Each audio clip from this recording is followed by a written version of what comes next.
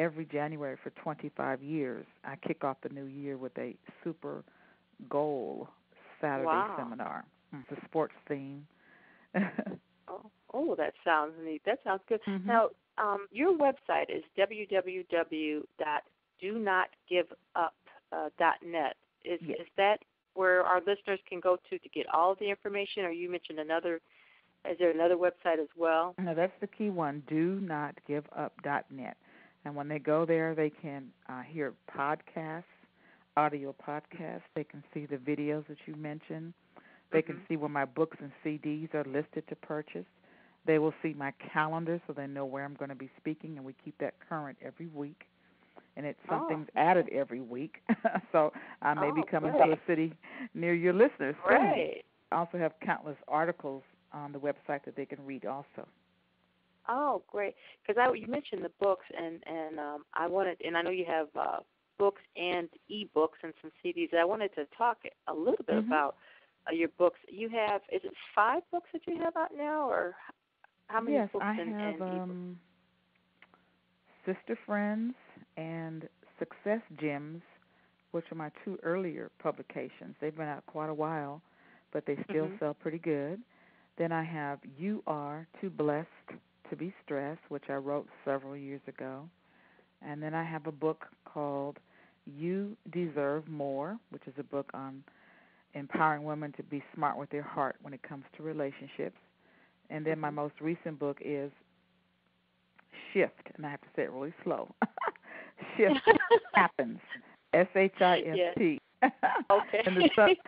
And the subtitle is The Main Thing is to keep the main thing the main thing. So that book helps men and women to really overcome that stronghold of procrastination and to learn how to move forward in spite of the adversity, in spite of the setbacks. We all have them. How to develop a strong sense of self-esteem and a strong sense of purpose and a strong sense of faith, because when you have those things, you can move beyond the shifting in life. We all go through the shifting, be it on the job, in our bodies, in our relationships, in the world economy. We have to know how to be resilient. So that book ties right into my annual conference called Resilient. Yeah, I was reading the product description of that book online, and it really is power-packed.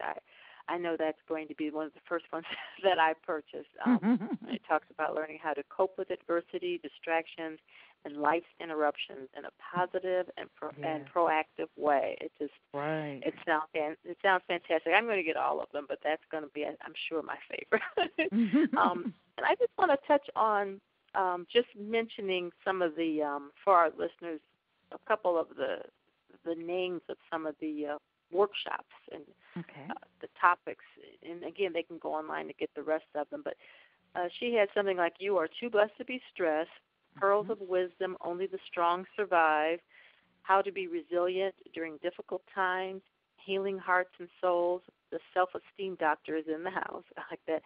Don't Give Up for breast cancer survivors. Now, I think I read something. Was it your mom who Yes, had my breast mother cancer? did not survive breast cancer. And so I have a real sensitivity to the heartache that brings, the loss, the depression that comes with it. I was severely depressed for years after my mother passed away. She was just the core of my life, and I realized that there was a big shifting in my life, and I didn't know how to deal with it. I mean, nobody teaches us really how to handle grief.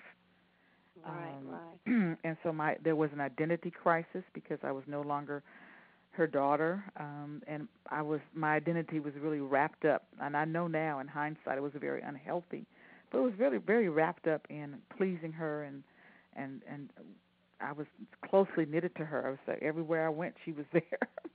So when you don't have that support system, you're looking around for that applause, and you're looking around for that love and that comfort, and someone that that's familiar. And when you don't have that anymore, how do you push? How do you press? How do you get up when you don't have that motivation? And I realized a lot of things that I did was to get her love and her approval, and I had to just totally redefine myself and understand how unhealthy that was, because I was very, very close. And so when she passed away, I was just lost. and not to mention I just didn't have the support system to show me how to navigate through grief. And so I do grief workshops. Oh. I've done speaking for Mothers Against Drunk Drivers. I've worked with women in alcohol and drug recovery. I've worked with women in AIDS recovery. How is their life after you've been diagnosed with AIDS or HIV? How do you move forward after you've been divorced? How do you move forward when now you're sober and you're used to having the crutch of alcohol or drugs to get you through life? And so breast cancer is one of the many things that I lend my services and time to, because there's so many women who've lost their self-esteem when they lose a breast, lose their hair, lose their job, lose their sense of what the world defines as beauty. We get our definitions of beauty and strength from so many things that we forget who we really are. We think we're our hair. We think we are a degree. We think we're even our house. And when you lose those things, you lose your way. You lose your mind. Oh, yes. Oh, yes. Oh, yes. And so it's like I just enjoy that God can use me to be of some source of inspiration and strength to women, to bring them back to wholeness, the true wholeness, rather than how we've given our power and our time and our energy and our loyalties away to things that are temporal. Right. And you've touched on so many things that we here at Reaching Out through Compassionate Caring want to stress. I mean, even with grieving, and the Bible talks about widows and certainly health, mental health. I mean, there's so many topics just rolled up in one. And I would encourage anyone who's listening to please, look into having Jewel come out, because you really get probably 50 topics in one. Yes, you're right. Have to come. And this is not just something on the surface. I try to do as much research as I can, and you have to visit her website. There's so many things that men and women of God, and anyone that really, because you go out to corporations and businesses as well. You don't go to churches. Really that's what pays the bills. Is I get a lot of invitations to do training, leadership training, provide stress management, provide communication skills and customer service to many corporate and government agencies. I've been blessed to be invited to speak at the Pentagon a couple of times, CIA, Department of Energy, U.S. Department of Treasury, many aerospace industries, and that's what I came out of. I was in human resources for the aerospace industry in Southern California, so I can relate to, just the corporate world, the politics, the stress. And so I come and I present. Sometimes it's a keynote, sometimes it's a half-day training, sometimes it's a full-day training. I do it for many sales groups. Multi-level marketing sales groups will have me come and motivate and inspire their team. So, just like a diamond, I am multifaceted. I go to many different types of venues, and it's been a tremendous journey for me. Now, I know you probably get asked this all the time. How did you get such a beautiful name? I love the name Jewel Diamond. Yeah, that's another one of my blessings. My father was a jeweler. He was a gemologist. Oh, really? He had a jewelry store in Washington, D.C., where I was born. And I was the first of 3 girls, and I was blessed to get that name. Oh, that's nice. That's nice. Now, I can't believe it. We're almost out of time, and we just barely skimmed the surface. You have to come back one day. So I would love that. Up. Yeah, of course, Linda. Did you have any closing words or any final thoughts that you want to leave with our listeners before we go? Well, I think what I'll do is I'll share my thought for the day that I have online. For 15 years, I sent out a newsletter online I have about 15,000 subscribers. And I sent out the message today, and I talked about the I syndrome, the letter I, how we go on about I'm tired, I can't do this, I'm defeated, I'm exhausted, I'm lonely, I'm confused. And so I said that in the newsletter that usually there's 3 different things that are going on that cause us to fall into this I can't. And it's either we're experiencing some inconveniences, or we're experiencing interruptions, or we're experiencing an intersection. If we are focusing on our inconveniences, those things that irritate us, it could be standing in the long line at the grocery store, or some rude people, or loud noises, or dishes in the sink, or babies crying, a flat tire. Those are just inconveniences, and they just cause us to be irritated. Or we have a second stage alert where we're dealing with some interruptions. It could be a sickness or a surgery, a divorce. We have to move. Our life is interrupted because now you're on furlough and you're only working so many days a week, and you've had an interruption, and it's causing you to feel hopeless and helpless and powerless.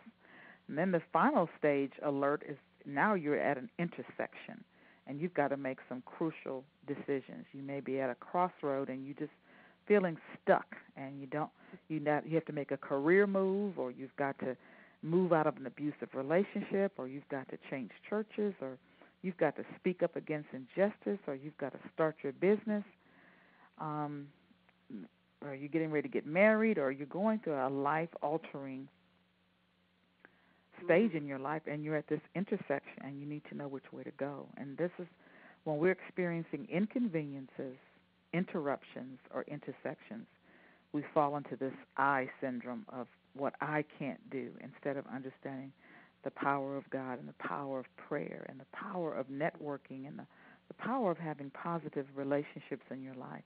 When you have those things in place, you're not so much focusing on I, because you begin to realize that you are blessed and that it's not all about you, as you said, Linda. Sometimes the things we're going through, it's not even about me. There's a bigger picture unfolding.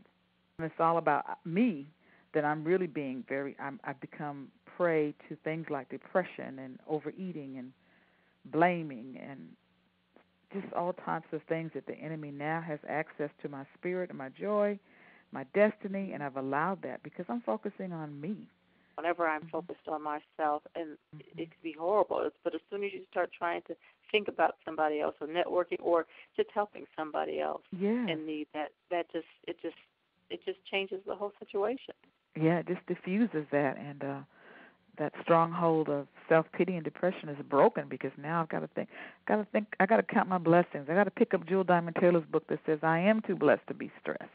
I got to pick up the Word of God. I got to pick up the phone and call someone. I got to, get out of my funk and go and do something for someone else, do something for the Lord, and before you know it, a shifting has taken place, and you're no longer focusing on what you don't have, and you're focusing on what you can do, and you're not afraid of making a mistake. You and I, Linda, have made probably a lot of mistakes.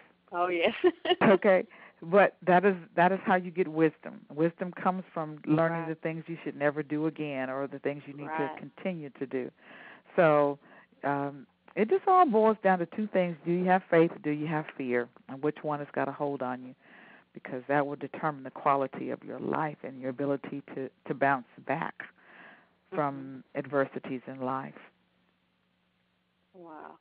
Oh, boy. Look, this information, we could go on forever. I just love listening to you talk. And again, our listeners, please visit her website, www.donotgiveup.com.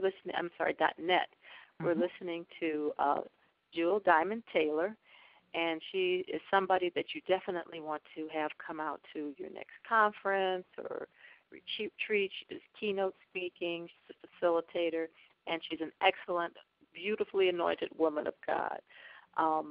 And if you would like, you could also visit our website at www.reachingcaring.org, and we're going to have this broadcast available by way of YouTube, iTunes, and Podbean.